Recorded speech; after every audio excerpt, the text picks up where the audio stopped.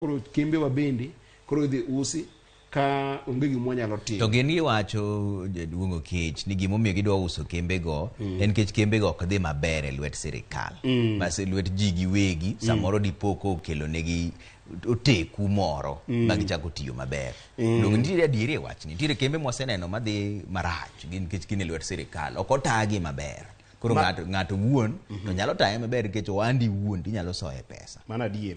Koro ka kembe gi ok dhi maber kaka giwacho ni endi mano eme nyisi ni Trevor kendo madada wuogi jo Kanyanam ka ok watang' to pinywa bodhi.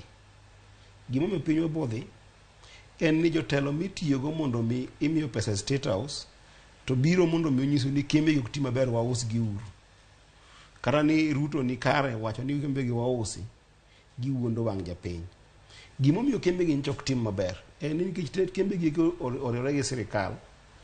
Samoro jowande sirikal chuno kembe gi eki mondo golnegi pesa e weekend ka weekend ma gidrain kembe gi. Adami a very good example ma Sony. Nikech Sony gi Chemelil gi Zoya Sugar ka achiel gi Mumias Sugar magi kembe maneno ka donge tiang' kwa puro tiang' to puro ndawa. Puro ndawa nyaka ne BAT.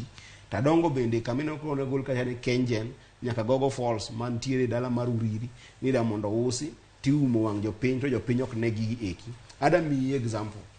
Kiwacho ni kambi ok ti. Miya daka chiel mondo wuoth kodi wa e Sony. Mondo mi ng'e ni kambi tiyo maber. Ipime gi gima dho ngere luongo ni recovery ratio. Recovery ratio tiende ni ya ka kambi oyudo tiang' kuom japiny tan apar to regi mondo mi ng'e ni kambi no tiyo maber nyaka kambi no endo gol tan achiel mar sukari.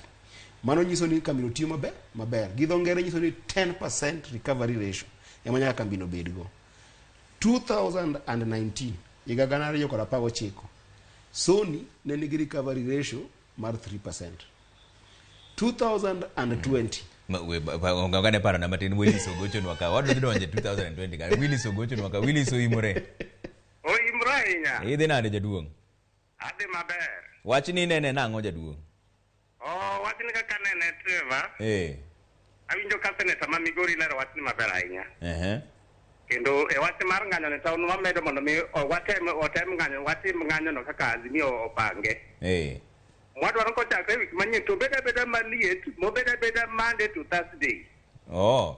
Kata wan kaka wan Mombasa ka nyocha wabedo baridi matin keti jatendwa moro manyocha kedonwa hinya Hassan Jo oonge matin.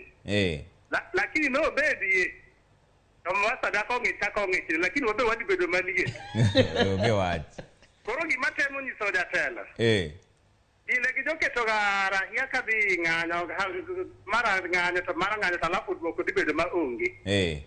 Wang' ni kaka wan jopiny ok wadwa wach mar handshake ma deputy president osiko go to president bosiko go. Wang' ni jakom kik yie wach mar handshake. Wadwa dhi ng'anyo ni manyaka bed chik moko lor nwa piny. Erokamano. Makata gas ne modwaro mar 500 olor nwa piny mondo mi wati gi gas yo mayot. Erokamano Willis. Ngimo hingo erokamano. Erokamano baba. Aya, wakawa ne simb Kennedy bende Kennedy Ogocho no kwa Homa Bay. Kennedy Oimore. Oimore Kennedy. Oimore nya Trevor. Idhi nade Jaduong'? Oimore nya Trevor. Awinji maler, idhi nade? Adi maber mak mana in. Erokamano wan kare. Wachni nene nang'o baba? Wachni kaka nene ayie kod Eddy kabisa. To nikech kuma piny ochome ni idwa usnwa kambe ni mondo sirikal odong' nono ni jolwede ma deal gi kambi. Den nyisire ni sirikal kare okoromo. To amomiyo giuso kambi kara ka gin kod in a position mar rito kambi. Giwacho ni sirikal ok nyal rito kambi maber nikech kembe dhi marach ok otagi e yo maler.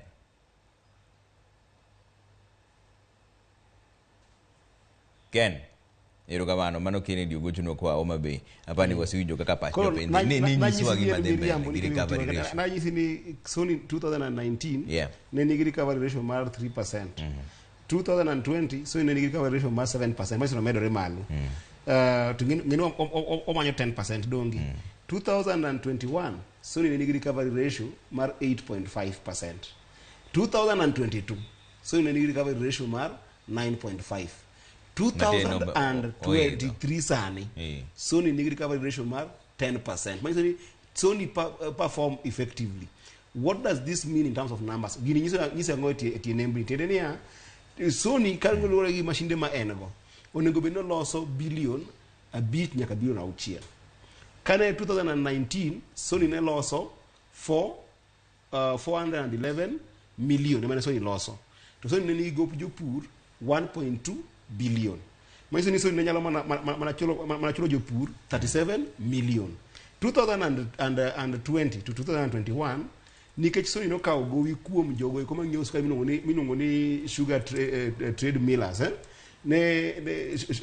sugar traders. Sony no kawo kuom gi gowi mar 90 million. Sony odhi moloso kuma ne kunde mane kethare matin kaso jakom Raila Amolo Odinga gi Uhuru Kenyatta nochako medo Sony 138 million higa manokalo ni endi kaso chako mar chulo jopur to chako mede 178 million mondo mi Sony otemane mondo tomago walos mashinde. Kano mi Sony pesa gi eki Trevor koro waluone ndach Sony kende mana mapiyo piyo. 2020 to 2021 Sony noloso pesa maromo 2.3 billion. Negi chulo farmers 580 million. To negi chulo traders kakande 145 million kuom pesa manegi onge gote. Kane gik 2022 Sony ne koro loso pesa maen 4.5 billion. Negi chulo farmers 1.3 billion. To KRA negi chulo 330 million. Manyiso ni sani endi onge gimiyo wacho ni Sony ok ti. Tango mi idwa mondo us Sony. Idwa mondo us Sony nikech mokwongo jogi eki ma tiyo gi state house gi import sukari ka wuok oko. Koiro ka sukari wuok oko e bei e nengo mayom tichuno Sony gini ni koro gin gi sukari to jogi kibo sukari to giuso sukari e nengo mayom to miyo Sony oketi mang'owa ok nyarego tiang. Mane miwa nyisi ni ya ohala mar karafu modonjo e sirikal ma jomoko donjo e sirikal gi wuoro gida loso mwandu gin bunge wa mokaw modonjo e sirikal kaachiel kod sirikand ni endi gin gineno sirikal kaka loso mwandu mondo mi gi us kembe gi eki.